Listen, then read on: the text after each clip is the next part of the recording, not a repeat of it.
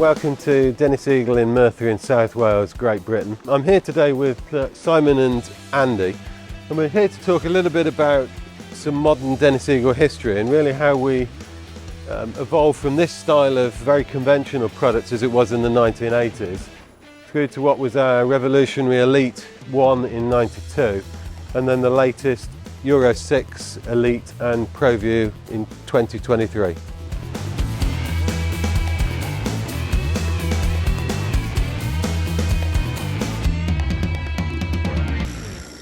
To put these vehicles into context, Geoff, can you tell us a bit about the history of the company and the journey that it's made with the Elite? Yeah, well certainly the recent history is interesting. So up until the mid-80s we had Hestair Dennis producing chassis in Guildford and Hestair Eagle in Warwick, and there were two independent companies. In 1985 the companies came together and formed Dennis Eagle, and that's really where this journey of product evolution really started. So the product we were originally building back in 1985 was the Delta, and we've got a picture actually here of from 1985 with a picture of the workforce, and it's the model that preceded the one that we've got outside. In 1988 we facelifted that model, and that was really just to keep us going until we could get the next generation of product. So what would the scale of the operation have been in those days? Well, I think we're doing about 350, something like that, so probably a third of the size of the output now. The chassis product, which was the Delta, which we'll go and have a look at in more detail, it was starting to look quite dated in the mid-80s. And I think to retain market share, had we not done something dramatic with the chassis product, certainly by the late 80s, I think we'd have probably been just a bodybuilding company by now. So it was quite a crucial situation. And I was actually an apprentice at the time, and I remember Elite going on the drawing board for the first time in about 1989, and we've actually got the original concept of the Elite there. Yeah. And remarkably, it hasn't actually changed that much from then. So that was developed from about 1989 to its launch in 92. But yeah, remarkable really. It still looks very much like the product familiar. You see today, isn't it? Yeah. So I think these drawings, Simon, are amazing. So that's the original concept of the municipal cab. And you can see that the highlights, the Dennis, you know, it's still very familiar, isn't it? The A-pillars, you know, just very, very similar in terms of design. That was the derivative for the fire appliance. So you can see that we then had a concept of moving the cab further back. And finally, that is actually the high performance fire engine, which was the Rapier. Yeah. And believe it or not, had a 0 to 60 performance of 16 seconds, so quite remarkable for a truck of its day. So we'll pop outside. I think we'll start by looking at the Delta. It won't go as fast as the 0 to 60 Rapier, but we'll put it on the road and see how it compares to today. Excellent.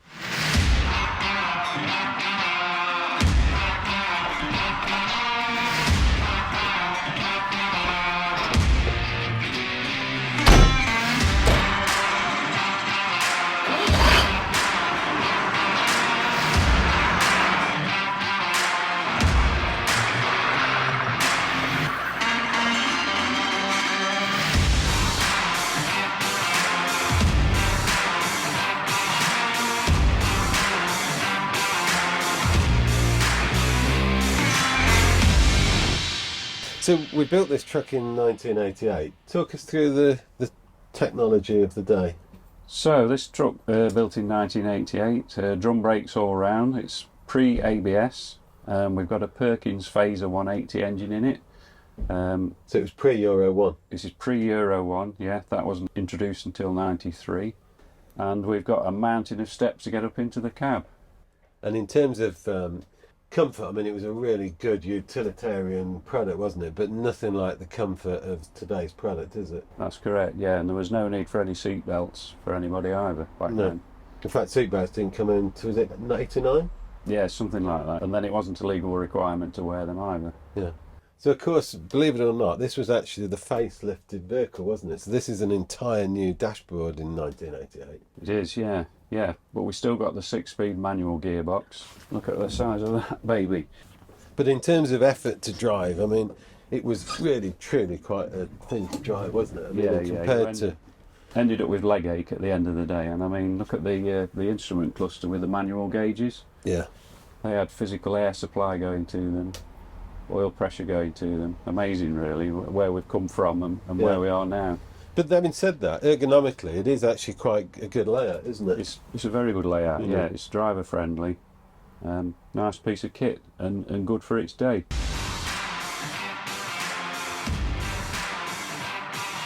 So just to touch on bodywork a bit, Andy, this was the Phoenix, which rescued the company really. It was launched in 1979, and this body was designed for a bag loading nation. So we hadn't done any containerisation by then.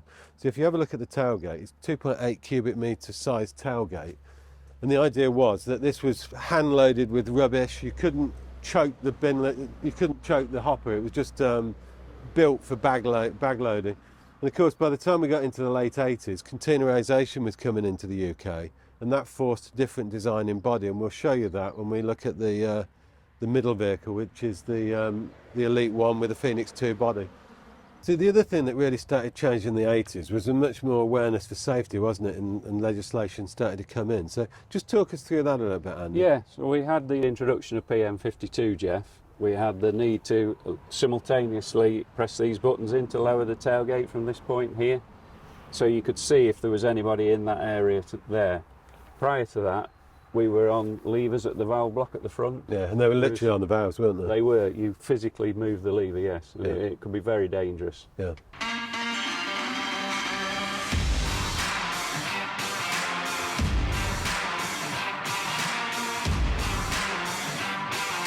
So as much as I enjoy driving this truck, it's a novelty for me. And I think you've got to sort of think, if you're driving this 8 hours a day, every day, the noise, the emissions, the rattling, the effort of the manual gearbox, it would all be very, very tiring. And you'll see that as we take off.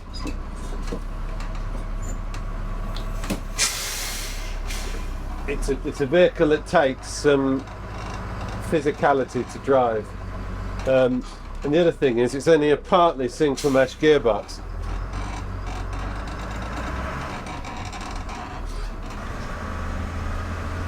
So you can see as we start to pick up speed, it really is noisy. I mean, I'm having to raise my voice to talk over the engine.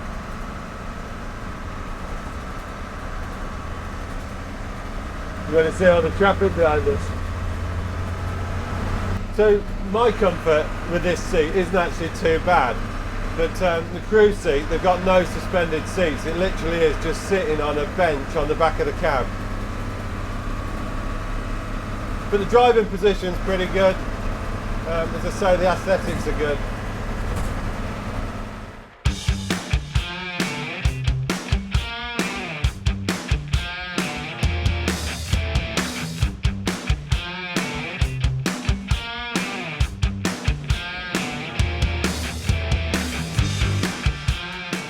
So Simon and I spoke earlier about the original concept of Elite, and that was what we shared in terms of that first drawing. This is a really interesting vehicle. We acquired this year, so as most people know, we renovated the Delta 3 years ago. This is actually a Mark 1 Elite that we've refurbished this year. It's one of the last of the range of the Mark 1 Elite, but as you can see, really the features of the original concept back in 1989 to what was actually launched in 1992 are just so true to the original concept. So if we just walk around, the other thing that's interesting, it's also got our Phoenix 2 body. So this is the body that replaced the body we looked at earlier on the BFI vehicle. And this was designed really with containerisation and wheelie bins in mind. So if we walk towards the back, we've now got a 1.6 cubic metre hopper, so a much smaller hopper. It's much more designed for efficiency running binless and wheeled bins. And this was really what was a whole change of concept in the late 80s in terms of wheeled bins. So really we did a couple of things that were quite important in that late 1980s. One was a concept for a chassis that's kept us going till 2023, and also a new body that coincided with containerisation. So just coming back round to the front of the vehicle again. And these are the original design features that we've talked about right the way through this film. Single step, flat floor, high visibility, and that concept from Elite from 1992 is as current as it is today, right the way through to 2023.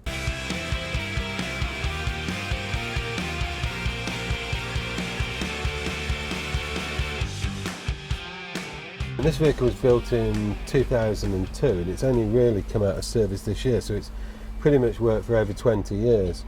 But just sitting in the cab, what can you see in terms of what's your thoughts? It's easily more comfortable straight away. It's brighter, it's clearer, much easier getting in and out as well. Yeah, I mean, from the driver's position here, you've got the automatic gearbox, you've got all your dials are very easy to see, switches are all in good locations, everything's been thought about for the driver and for the loaders. And it really was radical, wasn't it? If you think about this in 1992. It's an incredible change from the last truck we were in, yeah. What about the driveline? What have we got in here, Andy? In this we've got a Euro 3 Cummins ISBE, 250 brake horsepower. So that Euro 3 came in 2001, so that met the legislation required at the time. Got the Allison automatic gearbox, gone as the clutch, Yep. None of that, and the gear stick that we saw earlier, all gone, so yeah, far better. We've also got disc brakes and ABS on this vehicle. Okay, so it was really starting to deal with safety and comfort, wasn't That's it, correct, in terms of that early concept? Yes.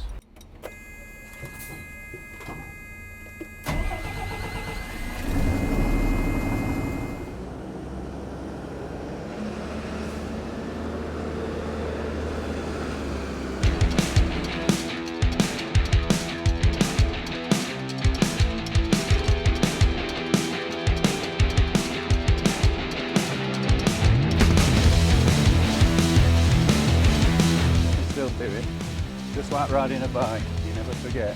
So here we are, we're bang up to date now with our latest Elite Plus European product. And we've been talking all morning really about how remarkably similar this is to the 1992 launch concept, isn't it, Andy? It is. The low entry, the all-round good vision, comfort for the driver, comfort for the loaders, and a user-friendly piece of kit. Yeah. Really good piece of kit. So what other markets is the Elite focus on these days? We're mainly Europe, mainly the UK. We've got a dominant market share in the UK with this product. We're also strong in Australia, so we do about 200 a year in Australia. And as you know, we've now moved into America with the ProView.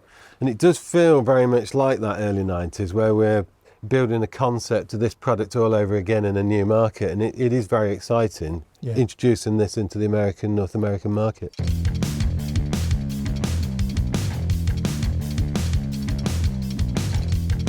Yeah, there's so much to say really about the new interior of Elite. I mean, just so much, isn't there?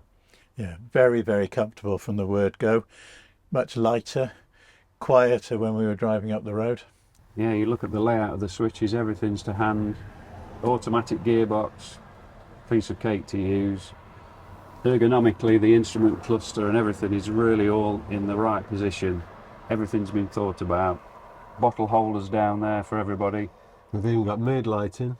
Mood lighting, yeah. Can you believe it? Mood lighting for a bin truck. And the technology in terms of safety is just like night and day, isn't it? I mean, just talk through some of the electronics here now. Yeah, so we've got an autonomous emergency braking system on this, which consists of a camera at the front there and a radar. So if you approach a vehicle too fast and the driver's not braking, it will automatically brake for you. Incredible. Electronic stability program as well, which looks after the suspension. If you're going round corners too fast, it will apply more air in one side, apply the brakes accordingly. Very, very clever piece of kit. This is the PDM for the bodywork, so you can make changes to the operational side of things here. You can change the packing pressures, you can change the number of cycles it does, you can tip the vehicle safely from inside the cab, but you can't lower it from in the cab, Geoff. So we've come a long way from levers on valve blocks, haven't we? Correct, we have, yeah. And we've got an emergency stop switch here in the driver's and the loader's position in case anything goes wrong during the operation. And in terms of the journey from the 88 product right the way through to the early Elite, I mean, the comfort for the driver and crew is just on a different level. We've even got individual crew seats now with individual seat belts, as you can see. They're on a leg, so it's just totally different, isn't it? Yeah, air suspended seat for the driver. It's treated as a workstation for everyone who's in it at the end of the day. So I think just gelling it together, those guiding design principles are totally evident, and they're just absolutely enhanced to, you know, as close to perfection as we can these days, aren't they? Yeah.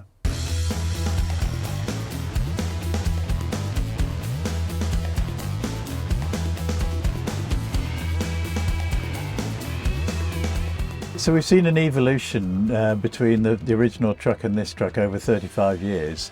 I just wonder what on earth we're going to be looking at in 10 years' time. Yeah, well, it'd be nice to come back and talk in 10 years' time and see what the differences are. Yeah. Certainly those are the markets will be interesting. Yeah, electrification, hydrogen, who knows where it'll go. Yeah, and if the technology moves on in the next 35 years as quick as this, then yeah, be quite remarkable. Yeah.